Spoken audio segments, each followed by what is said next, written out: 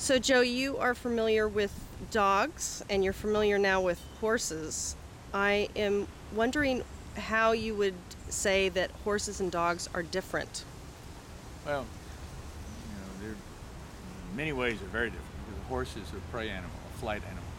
A dog is a predator, or comes from a line of predators. And the horse, particularly the horse, has only one defense if something is coming after him, and that is to flee, to run. He never stays to fight. He takes flight. A dog can be on the other end of that, a wolf for sure, because the wolf is one of the predators of horses, particularly young horses. And so they have to be, the relationship with a dog and a horse becomes very different, although sometimes it winds up very much the same.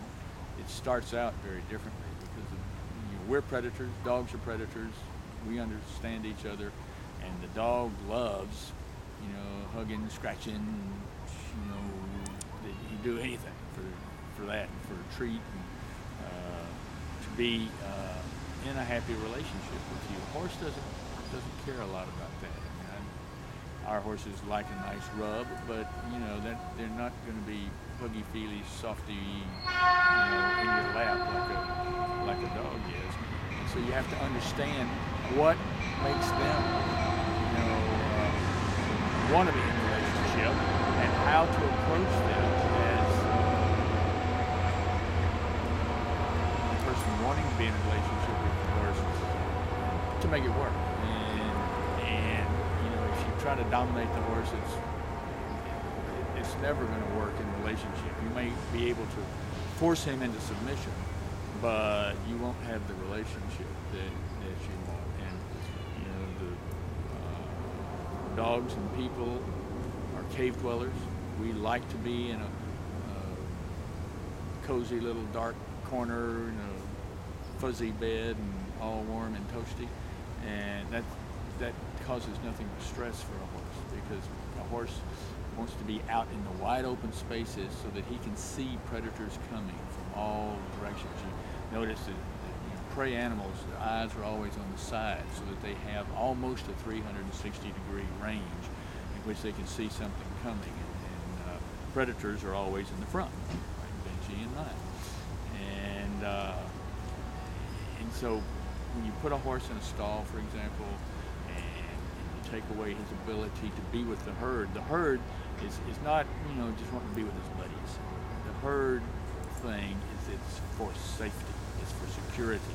There's security in numbers when a predator is coming after them. And so when you put them in a stall all alone, they can't be with any other horses, can't see any other horses, and they can't move, and they can't see the distance. They can hear the train, but they can't see the distance. And it causes nothing but stress. So in those ways, horses and dogs are very, very different. You have to understand that lifestyle that they have so that you can approach them at their, on their level, or in their own language, so to speak. And in many respects, a dog and a human's language is the same, because we come from the same cut of cloth, both being on the predator side of the fence. And so we have a natural affinity for each other. The horse's affinity with the horse, I think, has to be built and generated over time through understanding and compassion, that sort of thing. And how would you say they're the same? I think once you have a relationship with a horse, both want to please. And once the relationship is set up correctly with a horse, where you've given the horse the choice, then his position in the herd is to want to please with what he's supposed to do within the herd, and that is do what the horse or person that is next up the rung wants him to do. That's the responsibility that goes with it. And of course, dogs very much want to please. They're always waiting for you at the door, no matter how ugly you've been to them. Happy to see you when you come home. So it's the same but different in that regard.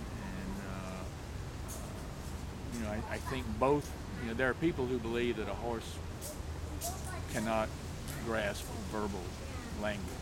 I disagree with that. I think they can. I think you must start the relationship on their terms and in their language, but I think you can bring them along to fully understanding verbal cues. I don't think it, I know it, because we have horses that do understand verbal alone. And so, a dog is not a horse is not a dog or a puppy by any stretch. You have to know that and understand it. And the affection is shown by a horse very differently than it is by a dog. Once you understand that, you don't try to get the litty-ditty, scrunch and hug out of a horse that you get out of a dog, then you understand how he shows it. Things can be just as well, just as good as with a dog. Did that make any sense at all? It did. Thank you.